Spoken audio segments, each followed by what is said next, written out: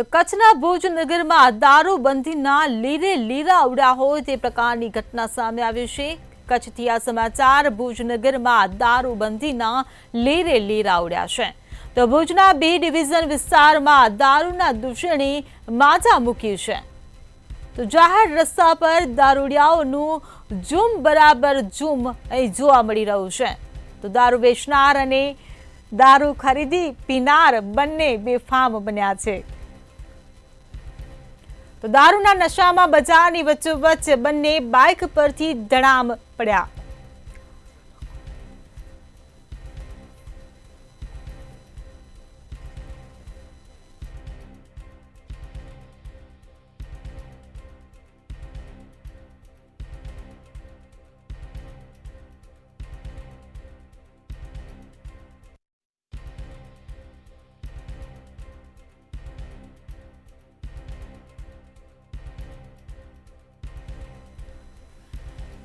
તો દારૂના નશામાં બજારની વચ્ચોવચ્ચ આ દારૂડિયાઓ જોવા મળી રહ્યા છે। કચ્છના ભુજ નગરમાં દારૂબંધીના લીરે લીરા ઉડ્યા હોય તે પ્રકારની આ ઘટના સામે આવી છે। ભુજના બી ડિવિઝન વિસ્તારમાં દારૂના દૂષણે જાણે માથા મૂકી હોય તે પ્રકારના દ્રશ્યો સામે આવ્યા છે।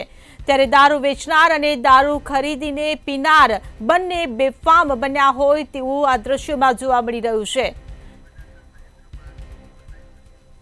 તો સંવાદદાતા મહેન્દ્ર મારું આપણી સાથે ફોન લાઈન પર જોડાઈ ગયા છે। જે મહેન્દ્ર, કચ્છના ભુજ નગરમાં દારૂબંધીના લીરે લીરા ઉડાડતી આ ઘટના સામે આવી છે, તે ઘટના પર આપ શું કહેશો? ચોક્કસ આપને જણાવી દઉં કે અવારનવાર રોડ ઉપર કહી શકાય કે દારૂડિયાઓ છે તે પડ્યા હોય તેવા દ્રશ્યો સામે આવતા હોય છે। ત્યારે ભુજના રાજેન્દ્રનગરમાં ઝૂમ બરાબર ઝૂમ હોય તેમ દારૂડિયાઓ ધડામ કરતા મોટરસાયકલથી પડ્યા હતા। આ બનાવ કહી શકાય કે જે છે સમગ્ર રાજેન્દ્રનગરનો છે। મહત્વની બાબત છે કે દારૂ વેચવાવાળા અને દારૂ પીધેલા હવે બેફામ થયા હોય તેવા દ્રશ્યો પણ સામે આવતા હોય છે। ત્યારે એક દારૂડિયો છે તે એના મોટરસાયકલ પરથી પાછળથી પડી ગયો હતો અને 108 ની મદદથી તેને હોસ્પિટલ પહોંચાડવામાં આવ્યો હતો।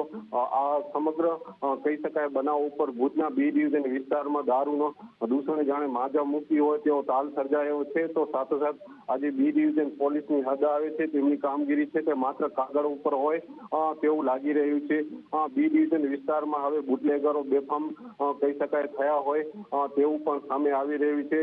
મહત્વની બાબત છે કે અવારનવાર દારૂડિયાઓ આવી રીતના કોઈકના ઘર પાસે તો શેરી મહોલ્લામાં પડ્યા હોય તેવા પણ દ્રશ્યો છે તે સામે આવતા હોય છે। જી મહેન્દ્ર, સમગ્ર માહિતી બદલ આભાર।